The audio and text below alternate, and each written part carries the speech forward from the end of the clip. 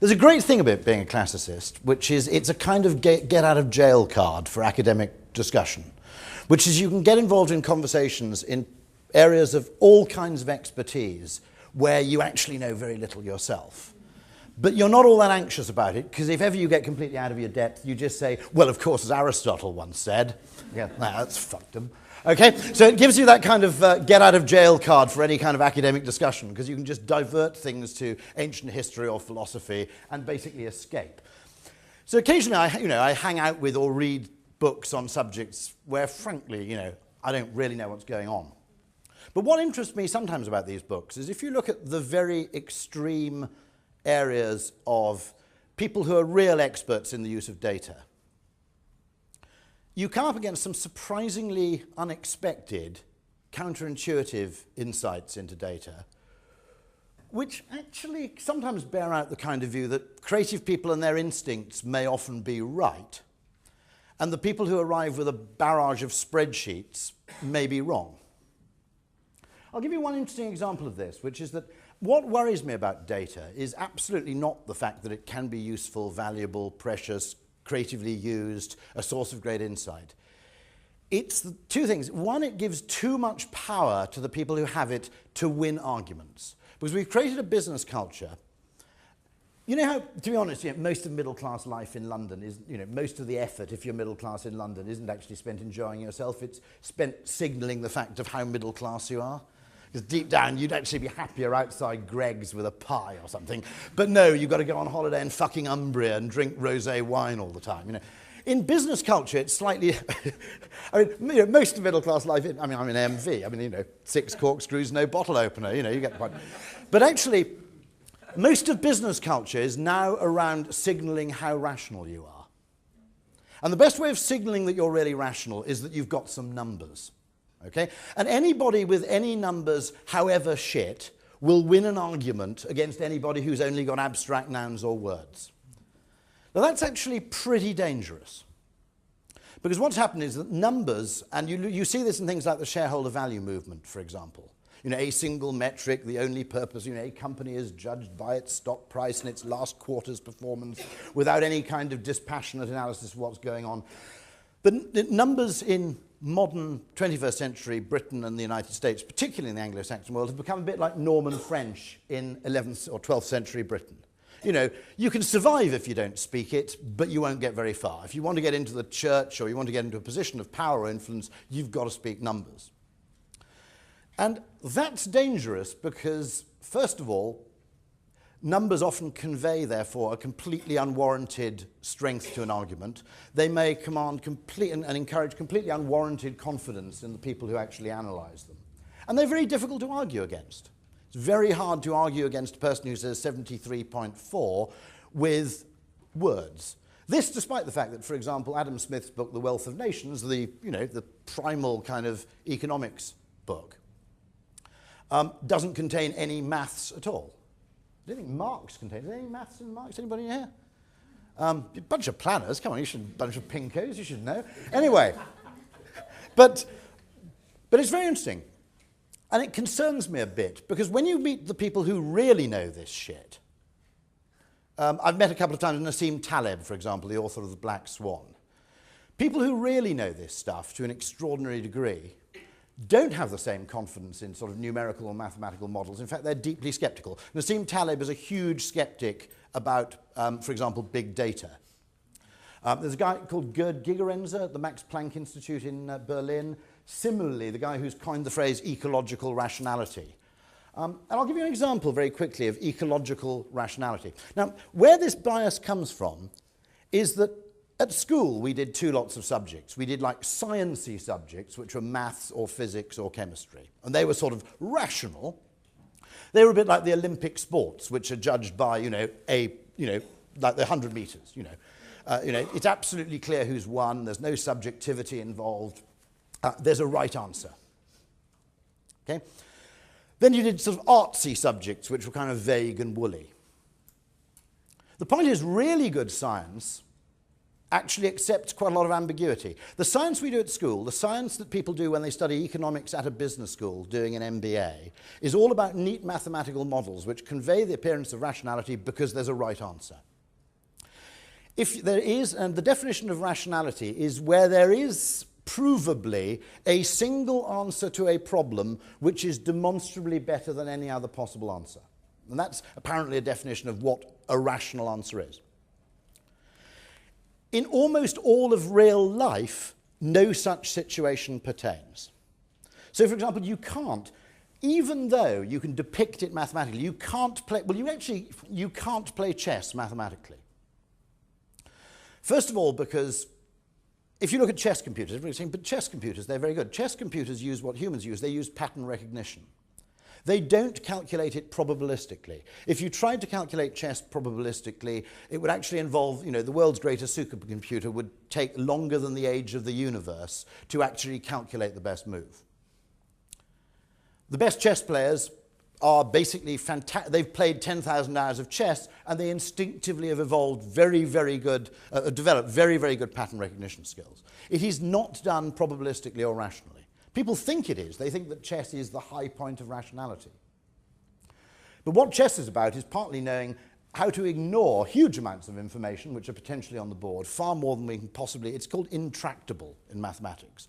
And when you get a certain level of complexity, the thing is, by definition, just intractable. It is impossible to solve. In any case, in order to play chess rationally, you would also have to know the mental workings of the person you are playing against, which would require several trillion neurons being wired up to a machine which actually detected their activity. Again, absolutely impossible. Most of the real world is not like the science we did at school. There is no single right answer. It's entirely erroneous to suggest there is one. And quite a lot of what we're doing with data and numbers is actually effectively, therefore, a category error.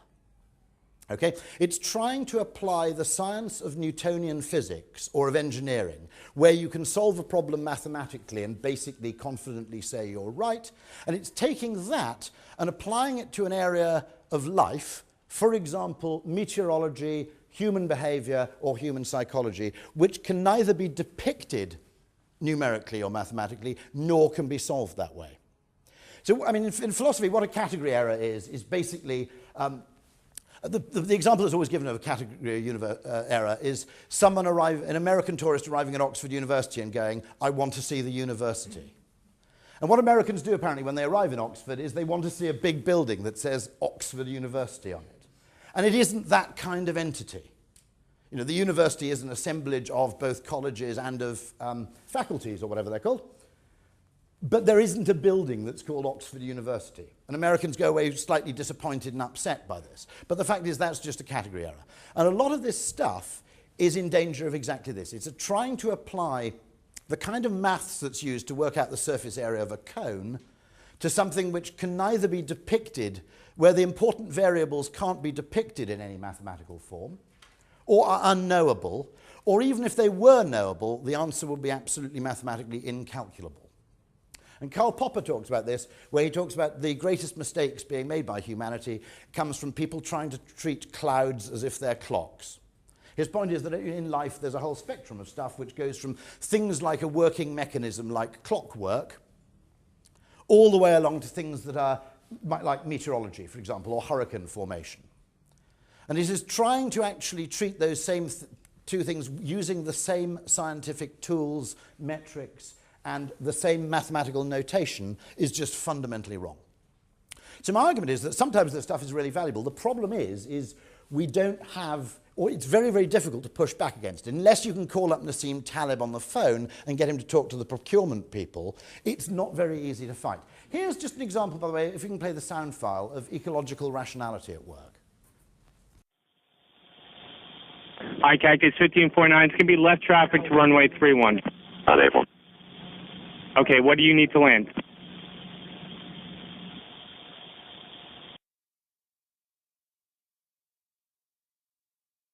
Cactus 1549, runway 4 is available if you want to make left traffic to runway 4. Idiot, I'm not sure we make any runway. What's over to our right? Anything in New Jersey, maybe Teterboro? Okay, yeah, off your right side is Teterboro Airport. You want to try to go to Teterboro? Yes.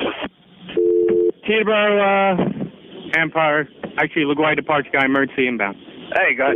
Cactus 1529 over the George Washington Bridge, wants to go to the airport right now. Wants to go to our airport. Check. Does he need assistance? It stopped there. This is the miracle on the Hudson. What the guy goes on to say, it must have got cut short, is he goes, okay, we've cleared the runway at Teterboro. Do you want to land there? And Sullenberger, this is the miracle in the Hudson thing, simply replies, I can't make it. You're going to find us in the Hudson. And that's where the plane goes down. And that's where they landed. And indeed, everybody survived. What's interesting here is that in about 20 seconds from being offered a landing at Teterboro, 15 seconds actually, Sullenberger replies, I can't make it. Now, he has lots of data. He has all the instruments in front of him. In order to know whether he could make it to Teterboro, the rational way you should solve that problem is by looking at your altitude, your velocity, the distance from Teterboro Airport, and your rate of descent. Bear in mind both engines are out. And also your rate of deceleration. And then perform a whole series of quadratic and other equations in order to decide. You can't do that in 15 seconds. Okay? It's simply impossible. How does he do it in 15 seconds? Sullenberger, very, very brilliant and experienced pilot. Interestingly, most airlines in the world would have forced him to have retired about 5 years ago. Possibly because many employers actually undervalue instinctive experience in staff, which is an interesting question in general. That people who've just done stuff for a long time become instinctively very good at it. He's a Texas Republican. I always think it's quite amusing because secretly, however left-wing you are, right, when both engines in your plane go, I think you secretly hope your pilot's a Texas Republican. But we'll park that for the moment. Okay? All right? You know.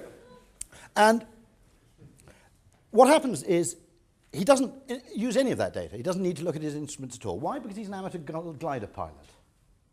And what he actually does is he looks out of the window. And there's a very simple heuristic which doesn't use any data, it doesn't use any of the instrumentation in the cockpit, but all glider pilots know it instinctively. In fact, they may not even need to be taught it or be consciously aware of it, like many of our heuristics. And you look out of the window, and basically, pretty much, anything that on the ground that's going, you put your plane first into the shallowest possible glide slope, you look out of the window, anything on the ground that's going up in your field of vision is a place where you can't land, and anything that's going down is a place where you can. So he uses one piece of proxy data to stand in for 8 bits of actual data and a whole heap of calculation. Given the data available, the use of a heuristic, and our System 1 brain is mostly uses heuristics in its software, is actually vastly to be preferred to the notionally rational answer. And that's true if you either have limited time, in the case of the pilot or the person catching the ball, or you simply don't have access to all the data you need. Now, in the case of marketing and understanding markets, the likelihood that we have access to the data that really matters is actually quite small, because many of the things that really matter don't actually appear in data. And there's a very strong problem in all modeling of data, which is, it's called, I think, variable admission bias. Anybody here know this? If you develop a model for the economy, and it says, basically, this correlates with this. It's as simple as this. And then you say, but you forgot to include immigration into these statistics. So you then include immigration into the model. The model that regression analysis comes up with is a completely different model. So the second you add another variable to the things you actually calculate, the model that actually appears changes completely. The other problem is people talk about garbage in, garbage out, but you don't need much garbage in to get a lot of garbage out. I had a very interesting experience of this, which was that, weirdly, Ogilvy gives me, it dates back to some absurd perk for the Ogilvy board, dating back to about 1968, when agencies actually looked after their staff, where, weirdly, Ogilvy pays for my petrol. I have no idea why they do this, but I don't question it, okay? It also, by the way, had a perverse economic incentive, in that when I went to buy a car, I wanted to buy a really uneconomical car, because second-hand cars are really cheap if they've got bad fuel consumption, because everybody's terrified about fuel prices. So I basically went to the car dealer and said, give me a cheap gas guzzler. But anyway, the interesting thing that happened is that I then had this funny card, and the people who actually, it's called some weird fuel card. Has anybody else got one? You won't admit to it, because of course it'll cause a riot in the rest of your department. But It keeps reporting on my fuel consumption because it calculates how much fuel I buy, and every time I buy petrol, I'm supposed to remember to tell the guy at the garage my mileage. And I was getting completely paranoid over a period of about 3 years because the fuel consumption of my car was getting worse every single month when I got the statement. I was thinking, what's wrong with the car? I need to take it in and get a service. You know, in another 10 years' time, the thing will be doing sort of 5 gallons to the mile. And I was getting increasingly paranoid about this declining data variable in my car's fuel consumption. So about 3 years later, I remembered that when I first got the card, I wasn't actually in the habit of using it. So on 2 occasions, I'd paid for my petrol by credit card instead because I'd forgotten to use this card. So that created this weird miracle period of about 3 months when I was getting about 100 miles to the gallon. And by the time I then started looking at my mileage figures, what they showed was continual and depressing decline. Because it said average for your car fuel consumption this month. And it was just getting worse every month. You only need 1 or 2 rogue things, and the whole thing's cocked up. But the problem is that all these things make these models extraordinarily dangerous, and yet this does nothing to actually diminish the confidence or influence of the people who wield them. And this is what I mean by the category error. It's the wrong kind of science. I genuinely believe that marketing can be a science. We know it isn't a science at the moment, because pretty much the definition of a science is something that makes progress.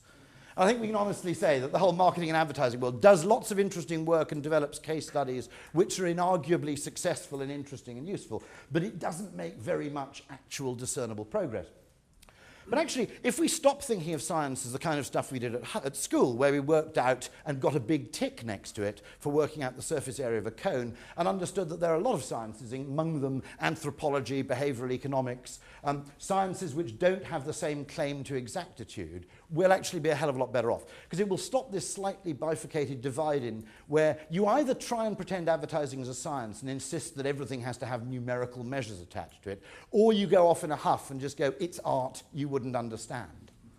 You know, there is actually a middle ground between those 2 positions.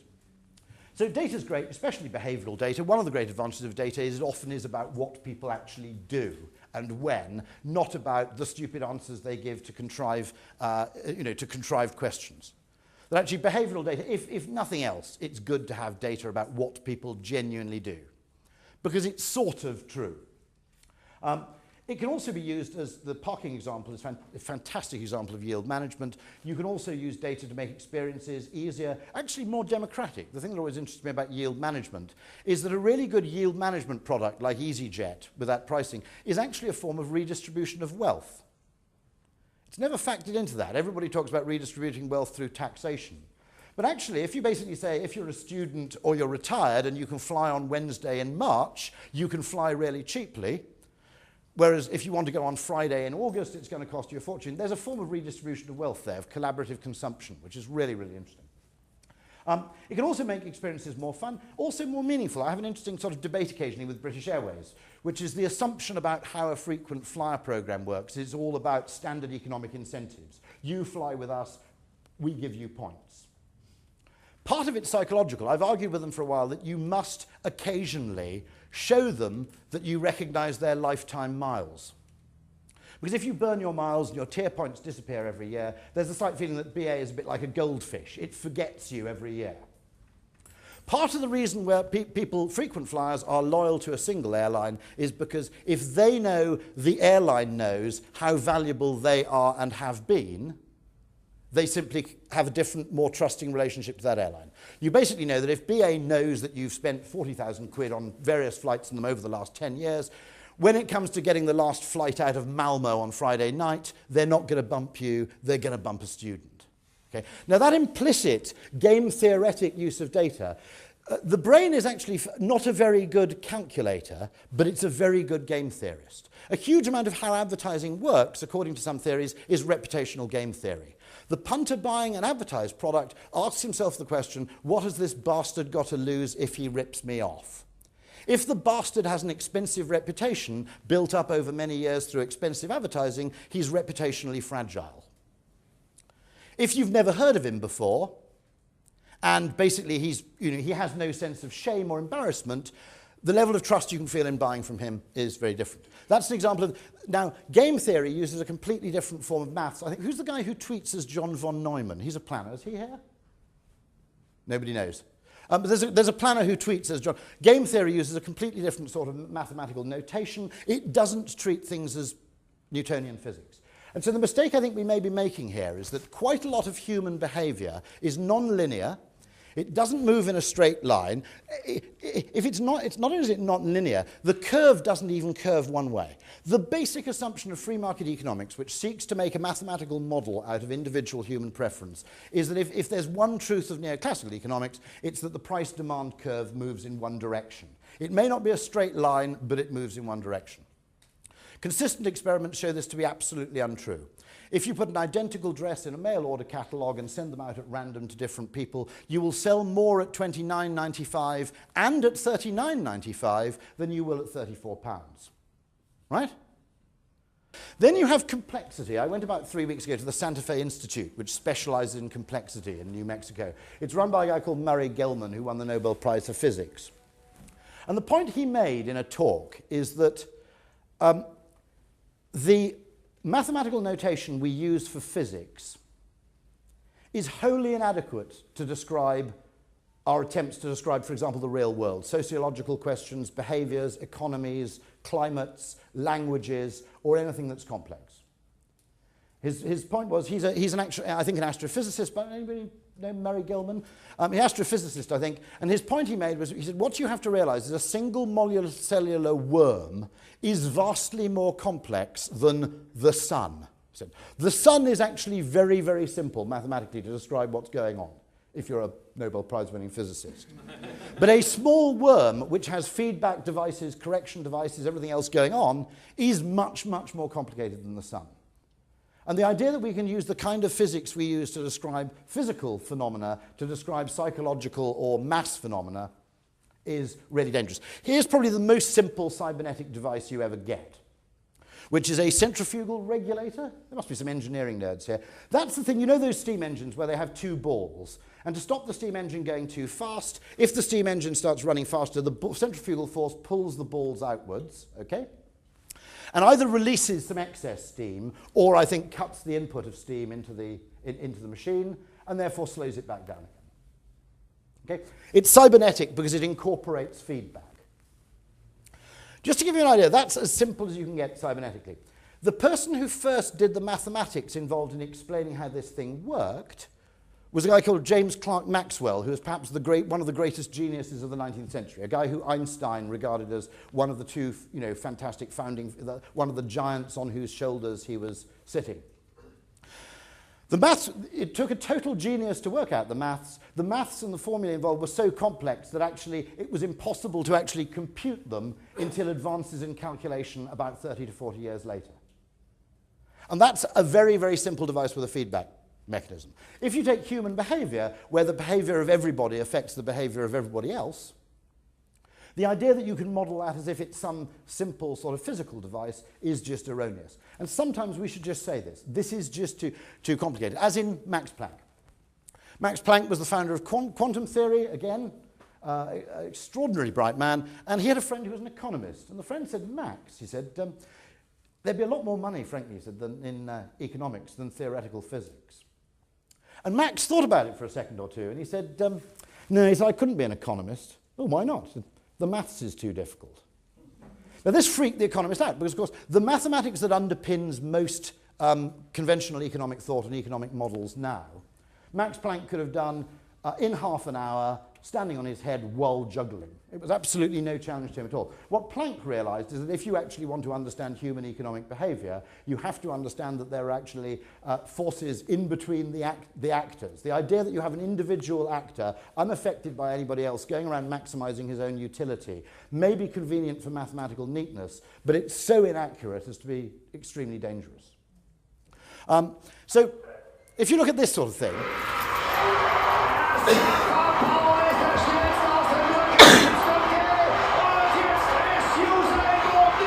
sorry about the German commentaries. Always. Now that last one is one bit of sport, where basically, if you're running 100 meters, there's a whole load of science behind it, but basically it is go as fast as you can, okay? There is a single metric that's used, there's a world record for it. Then you get this kind of thing. Always. strong in the teams, but great over the last 2 years, particularly last year they came on tremendously. We've never seen him sprint like this. 10.2 twice earlier on in this competition. Saw him take out Jason Kenny. He's hardly got top one. I think Chris Holland's going on tactics though, and he's really starting to get the feel for this track. Keep the edge to Roy, but it's going to be close. Can you imagine what's going through Levy's mind as he comes on the track when you've got that? Now what's interesting is I could go faster than that, okay? For the first 2 laps, this is all they do. In a few occasions, not in this particular race, they actually come to a standstill and have to play that game you did as a kid of not falling over while you're stationary. Have we got time to watch it to the end? We have just, have we? I think the audience controlling. Well, okay. Boy, give him a few lengths there. Give himself plenty of room to maneuver. What's most amusing is the people who are in the middle of this, while they're going at 3 miles an hour, shout, "Come on, Chris!"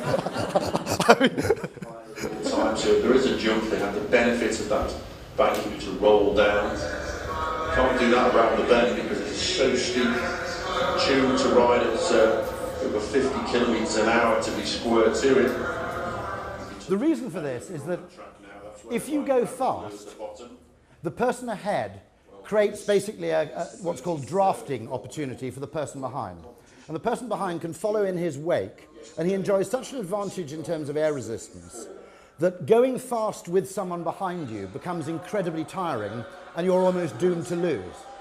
So the strategy of this particular sport is that you have to spend as little time as possible going fast in first position. Okay?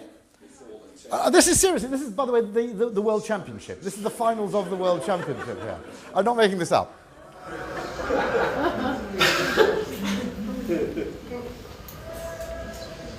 This is worth reinforcing that comment you always make. Now it's just finished. To riding forward and backwards. I tell you, if anybody tries to do that, I certainly wouldn't recommend it. It's much more difficult than it looks. And doing that at 60 kilometres an hour is really a feat. Well, just about 1 1/4 laps to go now. The riders beginning to gather their sides and lift the tempo. Levy and Coon is going to lead this way out. Now and Chris Bell aiming for the back wheel there of Levy. 200 metres remaining. Levy then of Germany at the front. Here comes Chris Bell. Can he get back Levy of Germany in the finishing straight up to the line? Let's straight on. Levy was beaten on the line. Sir Chris draws first blood. Now, I think that's fantastic. I think that's the best sport at the Olympics. Now, what's going on here is that you have a sport, unlike the 100 metres, where what the other people do matters. In the 100 metres, you try and go as fast as you possibly can. There you have completely different conditions. Now, if you think about it, most competitive businesses are in the cycling event rather than 1, which is actually the chief determinant of their business success is their degree of differentiation from their competitors, or which particular niches they occupy and which they don't. Are you in... Now, as many people say, sailing is actually a better example, a far better sporting metaphor for most business, with things like clear air, clean air, and then the kind of divergent strategies of tacking off to a different part of the lake, is a much better metaphor for a competitive business in a competitive market than something like athletics. This is just a very small 2 minute... I'm only going to show you 2 minutes of this, but you can find it on YouTube. Has anybody seen this? The commentary on the sailing? You got it, exactly. For the 30th Olympiad, and we're at the sailing. Yeah, there you can hear the Olympic horn being sounded. Signifies there's only 4 minutes left of this race, and it's looking very close and confusing. This is actually before the start. Martinez de Lagos from Espanol, and she's at 26 points. Whatever that means, mind your head. There. Very confusing scenes here. We don't know who's in here. Is that Russia, the far left? They're ahead of everyone else. Some madman there going the wrong way completely. Where is Bora? Go back. So you're not going to win any medals going that way. Stats. We've got length 4.23. We have a beam of 1.37. It's controversial. No, sorry. I wish all sports commentary were like that. Frankly, that guy could have the job as the second audio channel on all sporting events for me. This is... No, it is a spoof, yeah. No, but it's utterly brilliant. This is Taleb's point in his new upcoming book, Anti-Fragility, that there is the stuff that sort of Newtonian physics and science can describe, and there's real life. And actually what we're trying to do is apply the certainties of a very, very small area of science to things that are just much more complicated. There is much more going on there than there is in the model for building a bridge. And we do occasionally need to push back about this because, of course, the people who appear with a bit of data in any meeting effectively have the status of effing Einstein, regardless of the value of what they actually carry, because of this bias. Here's Hayek accepting the 1972 Nobel Prize for economics. He says, it seems to me that the failure of the economists to guide policy more successfully is closely connected with their propensity to imitate as closely as possible the procedures of the brilliantly successful physical sciences, an attempt which in our field may lead to outright error. It is an approach which has come to be described as the scientistic approach, an attitude which, as I defined it some 30 years ago, is decidedly unscientific in the true sense of the word, since it involves a mechanical and uncritical application of habits of thought to fields different from those in which they've been formed. Okay? A bit more Hayek. The crucial issue, unlike the position that exists in the physical sciences, in economics and other disciplines which deal with essentially complex phenomena, the aspects of the events to be accounted for, about which we can get quantitative data, are necessarily limited and may not include the important ones. Yeah. Human mood. You all know my example about the Eurostar. That's the point, that when you work with the Eurostar and spend 6 billion making the journey from Paris to London faster, okay, there are certain numerical measures like speed, duration, and rolling stock utilization, which are very, very pertinent because you can make mathematical models out of them. How comfy the trains are, whether the food's any good, or indeed whether you get Wi-Fi on the train, so whether your journey is useful or useless, doesn't appear in any mathematical model, so it's effectively ignored. But what's really important, as Einstein said, not everything that counts can be counted, and not everything that can be counted counts. I went on the Eurostar to Paris yesterday for a business meeting. All I can say is that if there's one thing putting me off taking the Eurostar, it isn't how long the journey is, it's the fact that the Gare du Nord is a total shithole. While in the physical sciences, the investigator will be able to measure what, on the basis of a prima facie theory, he thinks important. In the social sciences, often that is treated as important, which happens to be accessible to measurement. Got that? So in physics, temperature, pressure, volume, all those things you can express numerically and work out the mathematical relationship between them. You can't work out the relationship between people's willingness to pay a premium to go on Eurostar and basically number of crackheads outside the Gare du Nord, okay? Which may be the chief and principal thing in influencing you not to take that train again, okay? This is sometimes carried to the point where it is demanded that our theories must be formulated in such terms that they refer only to measurable magnitudes. That's basically, if it isn't maths, it isn't science. The Austrians, of whom Hayek is one, the Austrians are distinguished partly because they tend to be right-wing libertarian nutters, or at least the followers are. But what is also interesting about them is that they refuse to use maths because they claim that human preference is not mathematically expressible. So in economics, they actually, and of course they're excluded in most economics faculties precisely for that reason, because they insist on going to their students and talking to them about stuff rather than formulating abstruse mathematical models. Earlier people than that, Samuel Johnson, who could be attacking the shareholder value movement, although obviously it hadn't been invented then. There's a kind of mercantile speculation which describes every action to interest and considers interest as only another name for pecuniary advantage, but the boundless variety of human affections is not to be thus easily circumscribed. Everything sounds good in 18th century English, but that's particularly good. Anybody read Fanny Hill? If you're going to read porn, read 18th century porn, okay? You know, breasts of no inconsiderable rotundity. That's the sort of stuff you should be reading. And here's the Earl of Shaftesbury. Passion, humour, caprice, zeal, faction, and 1,000... Faction, by the way, is I think in that case, the 17th century equivalent of effectively, social media, network effects. Faction and 1,000 other springs which are counter to self-interest have as considerable part in the movements of this machine. There are many more wheels and counterpoises in this engine than are easily imagined. And those of two people, effectively 300 years ago, opposing the idea that you can kind of mathematically model human behaviour and reduce it to a few variables. Anthony Tasgill, one of you planner chappies, brilliantly coined this phrase, the arithmocracy. for the people who basically rule through access to numbers. I'm very grateful for him doing that because I previously called it the autistocracy and then got into trouble for being politically incorrect. So arithmocracy is a fantastically useful concept. And there's also a rationalist double standard, which we have to watch out for. Broadly speaking, as a creative person, I describe it as this. If you have a creative idea, before you can present it to anyone or put it into effect, you have to present it to some more rational people for a cost-benefit analysis, a feasibility study, and all that other kind of stuff. And by the way, that's probably right. You don't want creative people to take over an organisation without some sort of rational check or balance. What's dubious, though, is this does not apply the other way around. If you come up with a rational idea and you have some numbers to defend it, you never think to say, well, before I present this to the board, I'll show it to some wacky people to see if they can come up with a different idea. And so there's a one-way street where creativity is policed by rationality, but no one in the rationality camp thinks to apply the process the other way around. You can get fired for being irrational. You don't, by and large, get fired for being unimaginative. If there's one reason to work in an advertising agency, it's this. It is the only single business culture in the world, practically, where you can get promoted for making an irrational suggestion. Everything else, everybody, I've worked occasionally in the public sector, and the problem with the public sector is that they're basically terrified of appearing silly.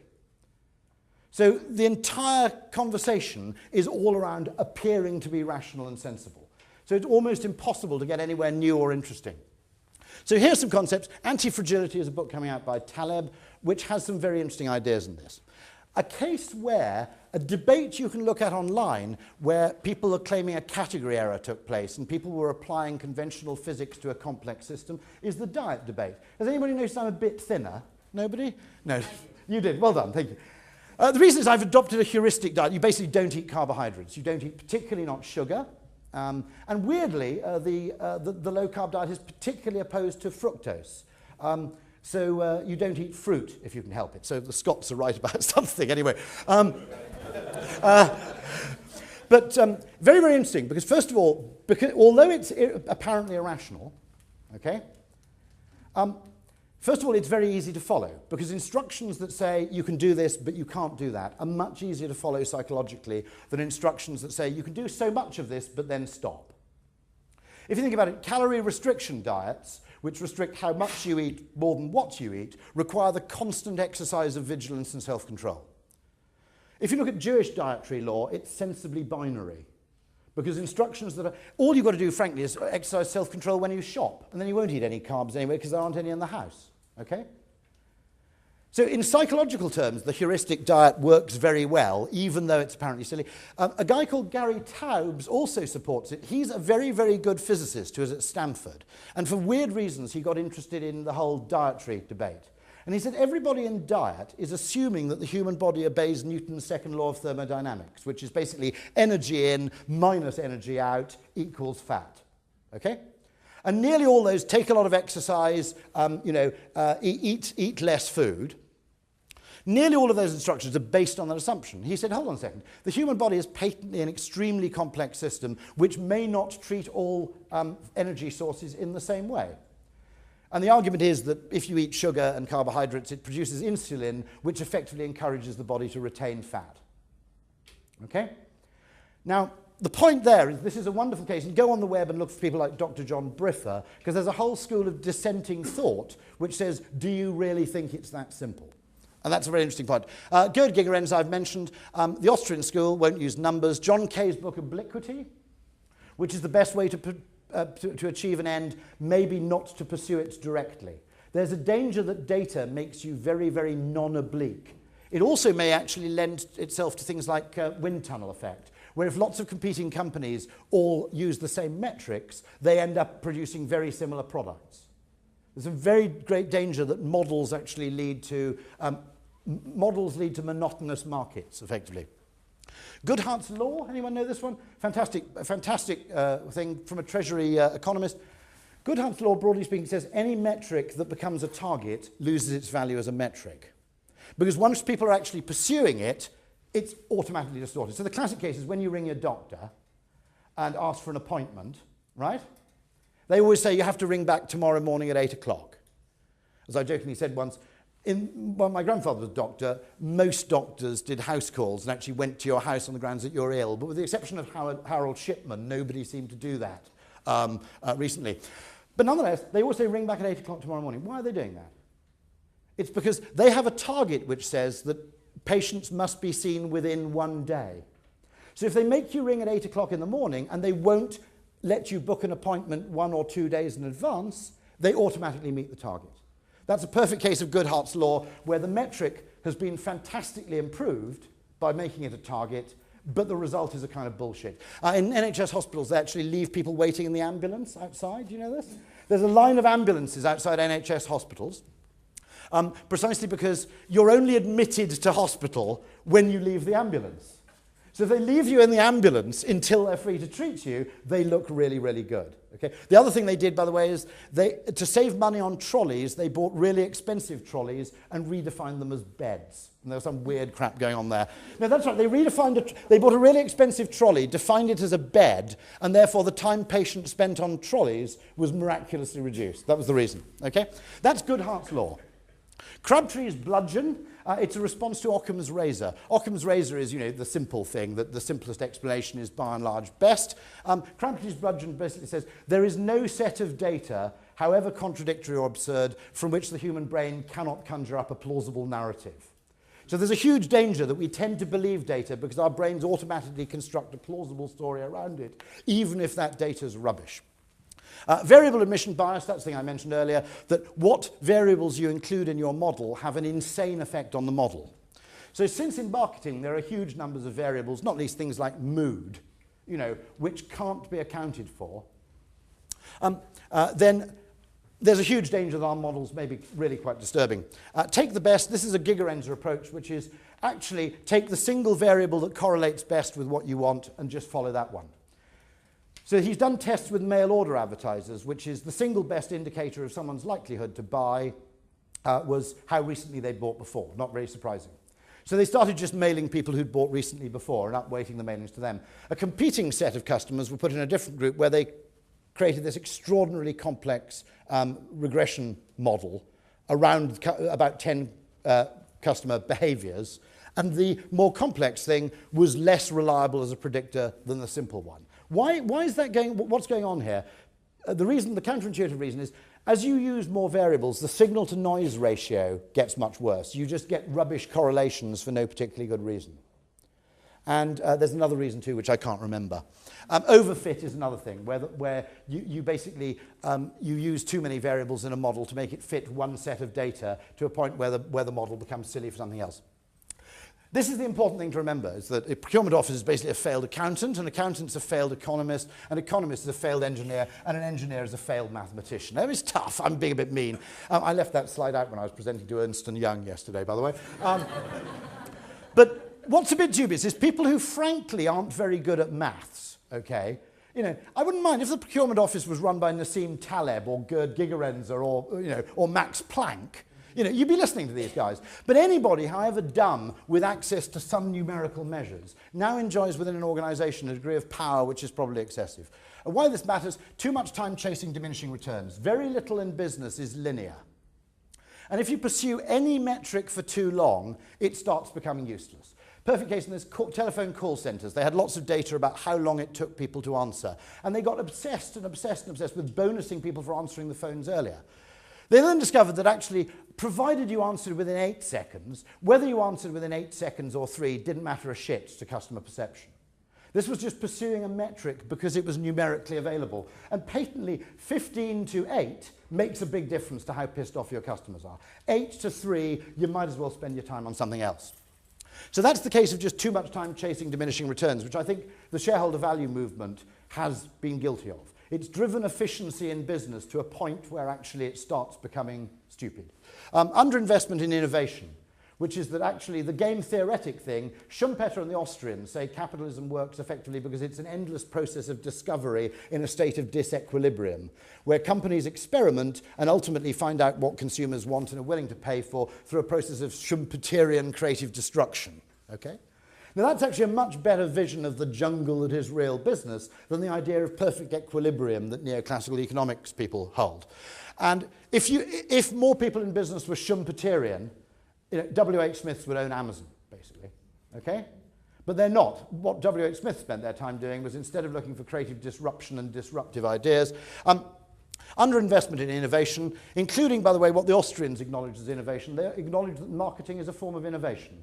Because if you can get the market to look at a thing in a new way, you've created value just as much as if you create a new thing. Okay? If you create a new appreciation of an existing thing, that is as much value creation to an Austrian as actually creating a thing that solves a pre-existing problem. Wind tunnel marketing I mentioned, and finally a book recommendation, Common Sense, Uncommon Nonsense, I think it's called, is that right? By Jules Goddard at the LSE, who is himself an Austrian, is a very interesting debunking of many of the pseudo-mathematical assumptions that actually underlie business and economics. And a final great book, Steve Keen's book, Debunking Economics, is a great, great read. But the vital thing to remember is I have no problem with all this stuff. I have a huge problem with the amount of power and influence it gives to the people who control it. Thanks very much.